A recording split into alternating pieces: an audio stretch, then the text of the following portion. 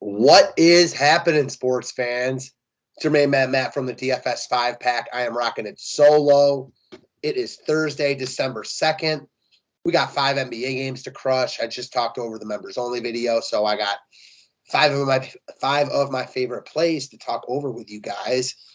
But first off, let me shout out Jazz Sports and Loose Lines. I know I've talked to you guys about them the past couple of days, but got to reiterate, man, if you guys join Jazz Sports, you get a no-risk wager up to $1,000 on your first bet. That's $1K back if your first wager is graded a loss. There's a game I love tomorrow. I'm coming out with a video for it, and I think it's a great time to sign up. And then as far as Loose Lines goes, a site that I'm on, you get really good lines and odds there, reduced juice, and a ton of other perks. You also get an additional 50% off there when you sign up. So can't beat it. I got the links in my description of the video. Got some promo codes there. And yeah, excited about that. Excited about making some sports betting content. Excited about talking about this NBA. I know a lot of you guys have been asking about Ryan. We're going to talk to you guys about that stuff soon. He is still here. He's just doing a lot more of the back end stuff. And I think we're going to continue it that way. You know, he's been doing a lot of the personal training. I'm sure both him and I will get on one of these videos soon enough and talk to you guys together. But until then, it's just me. Hope you can bear with me here. I know a lot of you guys don't like to see my face, but that's why I screen share. So without further ado, let me dive in. My wife doesn't even like to see my face half the time, so I get it. All righty. So 5 games tonight, 5 plays, pretty simple. Starting at point guard, we're going to go with an Occam's razor, keep it simple, stupid type. CJ McCollum. The price is up a little bit, but it's not high enough with Damian Lillard out. Lillard's out for the next week or 10 days. I imagine McCollum's close to 10K by the time that happens. You know, no Norman Powell would certainly help matters here. He's questionable. Even with Powell in, McCollum's the guy. We've read this book before in a game that should be high scoring and competitive against San Antonio. McCollum looks like just a cog lock in all formats. You know, if you want to fade him to be different in tournaments, I get it. But on paper, he's one of the best plays on the slate, and I think you just plug him in. Moving on down to a guy that was pretty weak last night, and that's Trey Mann. So the nice thing about Mann is that we've seen him play 30 and 32 minutes the past 2 games. Very productive in that game against Houston on the 29th. Not so much last night. I don't really care too much about the production. I more care about the minutes, the 25 shots he's taken in those 2 games, the 12 threes.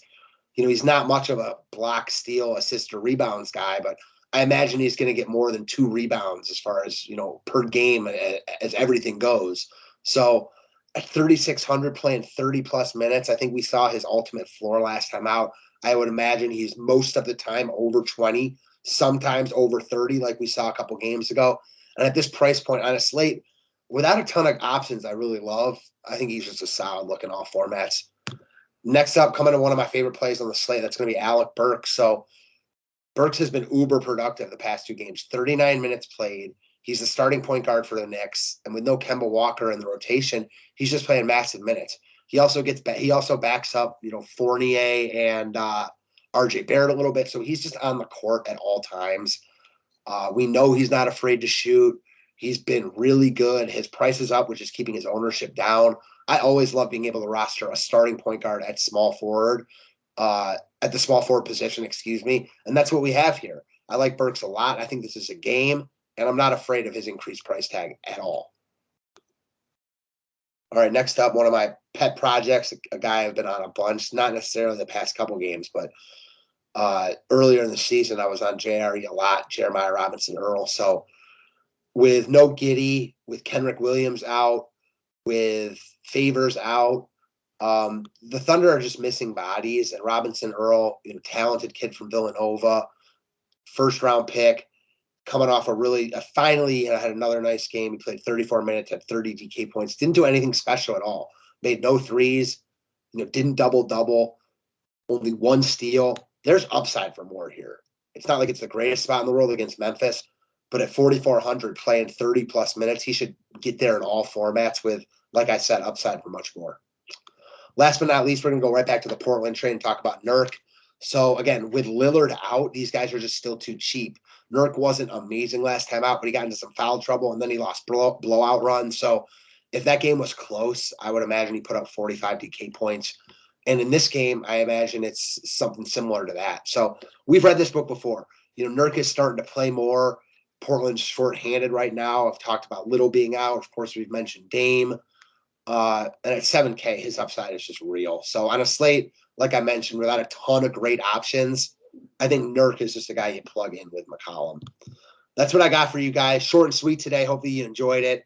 Go check out the links in my description about Jazz Sports and Loose Lines.